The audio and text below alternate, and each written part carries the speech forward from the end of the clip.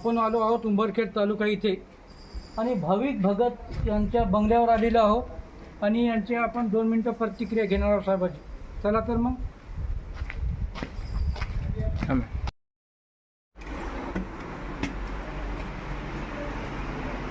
आपण आलेलो आहोत भाविक भगत साहेब यांच्या घरी.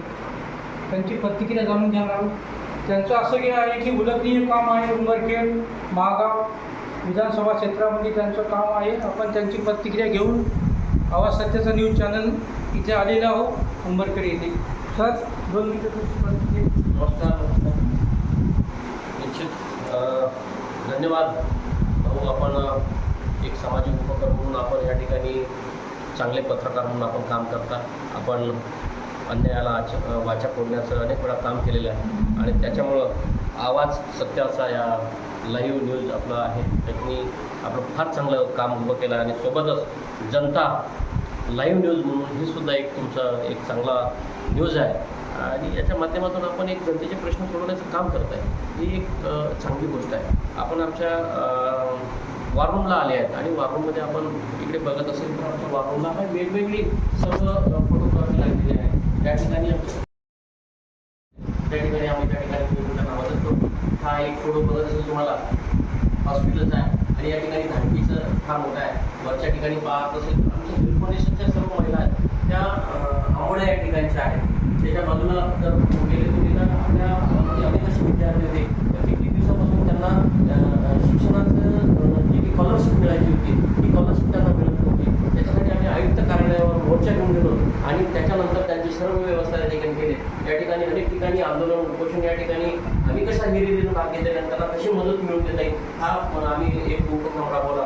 या ठिकाणी हेल्थ फाउंडेशननी एक महिला जागतिक दिनानिमित्त पूर्णपणे एक कार्यक्रम घेतला होता आणि पूर्ण त्या ठिकाणी स्टेजवर आयोजन नियोजन आणि वक्ते हे सुद्धा पूर्णच्या पूर्ण आमच्या महिला भगिनी त्या ठिकाणी काम केलेलं आहे. या ठिकाणी तुम्ही पाहत असेल तर क्रीडा क्षेत्रामध्ये आमचं काम झालेलं आहे. त्या ठिकाणी आरोग्य क्षेत्रामध्ये आमचं काम झालेलं आहे. या ठिकाणी तुम्ही सामाजिक क्षेत्रामध्ये तुम्हाला काम दिसेल. त्या अंगणवाडी सेविकेचा फार मोठा या ठिकाणी मोर्चा तुम्हाला या ठिकाणी तुम्ही आम्ही आमचं काम केलं.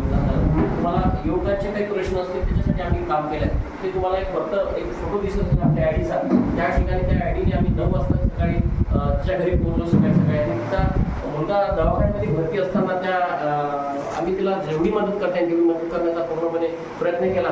पण सकाळी 9 वाजता त्यांच्या घरी पोहोचल्यामुळे तिला वाटला की पोरगा 8 वाजता आला नाही तो उपाशी तापाशी घडून जाऊ नये म्हणून तिने ताव्यावरची भाकर आणि तिच्याकडे भाजी व्हायची होती. घरात असलेल्या 2 मिरच्या तिने भाजून देऊन मला ती डबा दिला आणि मी तो डबा जर तुम्हाला पाहता येत असेल तर फार चांगलं त्या डब्याची त्या ठिकाणी व्यवस्था केली. अशा या साधारणतः आतापर्यंत हेल्थ फाउंडेशनच्या 2500 महिलांचं या ठिकाणी संघटन ह्या फाउंडेशनच्या माध्यमातून आहे. आम्ही धार्मिक कार्यामध्ये सुद्धा आमचं या ठिकाणी आपल्याला दिसत असेल तर धार्मिक कार्यामध्ये फार मोठा आमचा सहभाग या ठिकाणी आहे. सामाजिक कार्यामध्ये सहभाग आहे.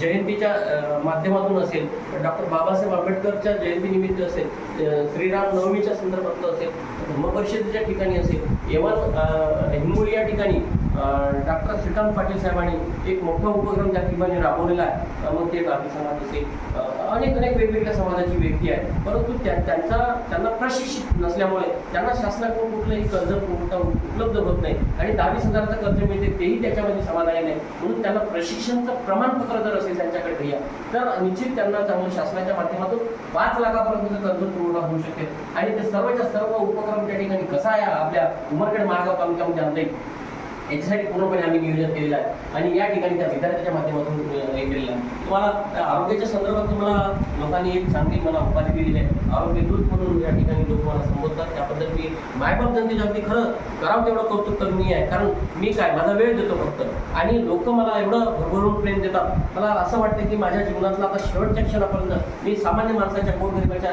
सुखदुःखामध्ये धावलं पाहिजे. आम्ही मागच्या वेळेस एवढा मोठा पूर आला या ठिकाणी बघितलं असेल आपण मोठा भयानक पूर आला पूर्ण भारताने पाहिला आणि अशा वेळेस त्या ठिकाणी पूर्ण रस्त्याला खड्डे पडले होते आणि त्या सर्व खड्डे आमच्या भाविक भगत हेल्थ फाउंडेशनच्या वतीने पूर्ण भरण्याचं काम मात्र त्या बंदी भागामध्ये असेल तर ते केलेलं आहे. या ठिकाणी आपल्या इथं फार मोठं रुग्णालय आहे उपजिल्हा रुग्णालय आहे परंतु त्या उपजिल्हा रुग्णालय अजून सुद्धा चालू झालं नाही. या संदर्भात आम्ही निवेदन केलं, आंदोलन सुद्धा या ठिकाणी देण्याचं काम आम्ही केलं. महागाव तालुक्यामध्ये आपल्याला खाली दिसत असेल ते लोकमतने एक सुंदरशी बातमी प्रकाशित केलेली आहे की महागाव तालुक्यामध्ये विजेचा फार मोठा प्रश्न होता आणि त्या विजेचा प्रश्न तो तिथला निघतच नव्हता आणि म्हणून त्या ठिकाणच्या सर्व नवयुवकांनी आम्ही नियोजन करून त्या विजेच्या प्रश्नाचं आंदोलन केलं, नियोजन केलं. आजच्या तुम्हाला मेंटेनन्स म्हणून तुम्ही जर विद्युतचं तुमचं बिल येत असेल तर ते मेंटेनन्स म्हणून तुम्हाला त्याच्यावर पैसे कटले जातात, परंतु मेंटेनन्सच्या नावाखाली तुम्हाला कुठलेही अनेक ठिकाणची झाडं आहेत ती झाडं पूर्ण ताराला लोंकाळलेली आहे आणि ते जेव्हा वारा धुवून आणि पाऊस येतं त्या पावसाच्या मध्ये ते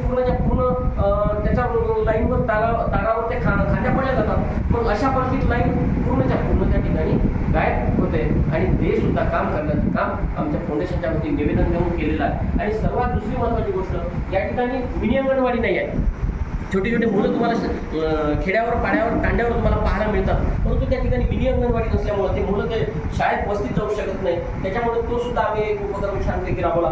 शून्य शिक्षक ही शाळा साधारणतः या ठिकाणी बऱ्याचशा आहेत. आम्ही त्याचं सुद्धा एक निवेदन दिलेलं आहे आणि आंदोलन केलं होतं आणि शिवसाहेबांना सांगितलं होतं जर ज्या शाळेवर एकही शिक्षक नाही त्या शाळेवर जोपर्यंत तुम्ही शिक्षक भरणार नाही तोपर्यंत आम्ही इतर ठिकाणी तुमचे एकही शिक्षक येऊ देणार नाही. अशा पद्धतीचे एक निवेदन आम्ही शिवसाहेबांना दिलं आणि त्यांनी आमच्या निवेदनाला भरभरून साथ दिला आणि अनेक शाळेवर ज्या ज्या ठिकाणी शिक्षक नव्हते त्यांनी शिक्षक सुद्धा आम्हाला पाठवले.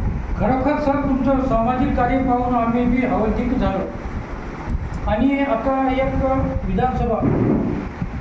विधानसभा क्षेत्रात मी एक तुम्हाला जर आमदारकीचा चान्स दिला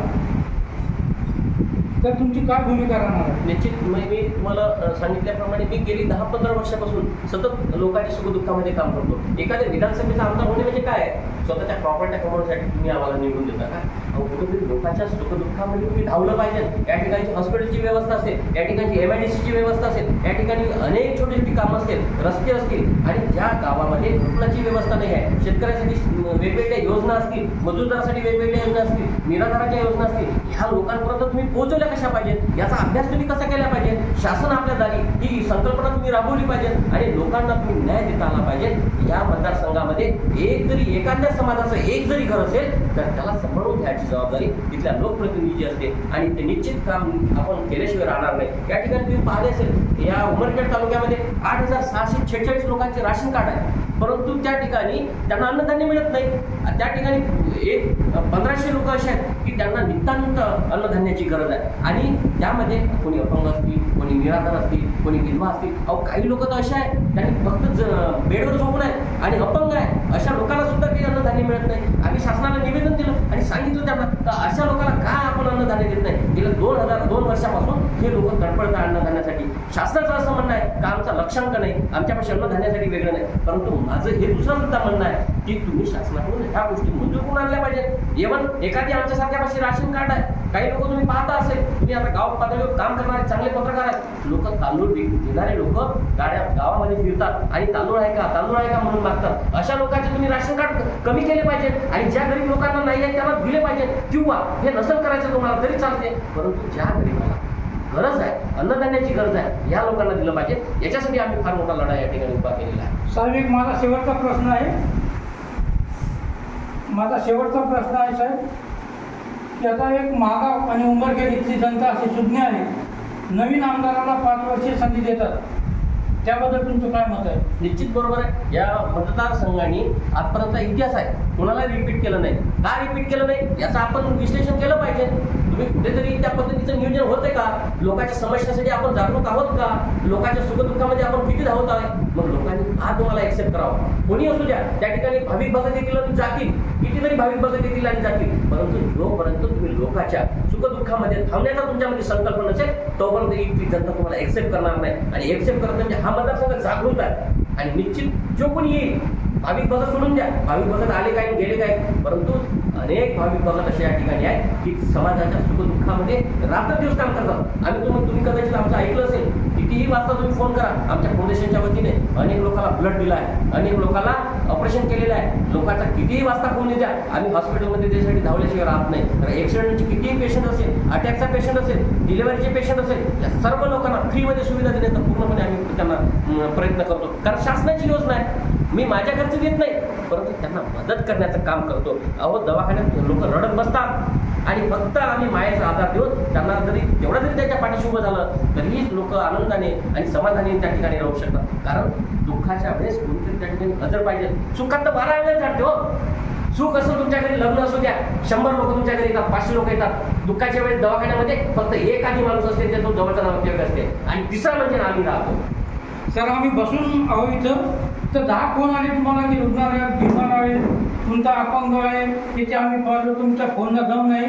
त्याबद्दल तुमचं काय मत आहे? निश्चित मी स्वतःला भाग्यवान समजतो की जी लोकांना गरज आहे, ज्या लोकांना माझ्या गरजेची आवड वाटतंय की ह्या माणसाला जर फोन केला तर हा माणूस कुठेतरी आपल्या सुखदुःखामध्ये सहभागी होईल, याच्यासाठी लोक मला फोन करतात. आणि मी त्यांच्या फोनला, तुम्ही पाहत असेल तुमच्यासोबत बोलता बोलता अनेक वेळा तुम्हाला वाईट सुद्धा वाटलं असेल, पण मी अननोन नंबर जरी असला तरी तो सर्व फोन उचलले आणि बोला, त्यांना बोलून त्यांचं जेवढं समाधान करता येईल त्याला त्या ठिकाणावर जी मदत करता येईल ती मदत पूर्णपणे करण्याचा प्रयत्न केला. मला तिकीट भेटली काय, नाही भेटली काय, आमदार झालो काय, नाही झालो काय, याचं मला दुःख वाटणार नाही. पण माझ्यापासून जर एक जरी माणूस वंचित राहिला त्याचं मला निश्चित दुःख वाटेल. आणि त्याच्या पाठीशी आयुष्यभर जोपर्यंत मी मानव जन्म जगत आहो तोपर्यंत मी त्याच्यासाठी सेवा करेन. कारण की मी सुद्धा बोनस लाईफ जगत आहो. मला तरी माझा ऍक्सिडेंट झाला होता आणि या त्या ऍक्सिडेंटमध्ये मला मरता मरता कोणीतरी वाचवलेलं आहे. आणि जे मला ईश्वराने आता एक बोनस जीवन दिलेलं आहे, मला त्याचं परतफेड करायचं आहे. आणि त्या परतफेडीत करत असताना मला काय वेदना होती, मला काय चांगलं भेटेल, वाईट भेटेल, याचा मी कदापि विचार करत नाही. माझी पत्नी असतील, मुलगी असतील,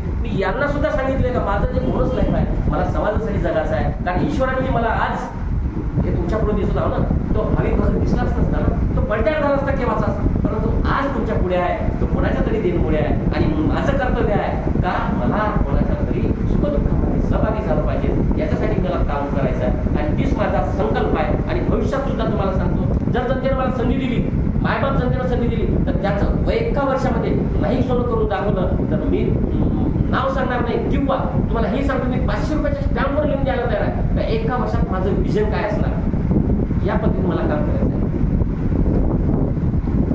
आपण बघत आहात आवाज सत्याचा न्यूज यवतमाळ. आपण आलेलो आहोत आणि जनता लाईव्ह न्यूज मुख्य संपादक आपल्यासोबत आहे. नमस्कार, धन्यवाद.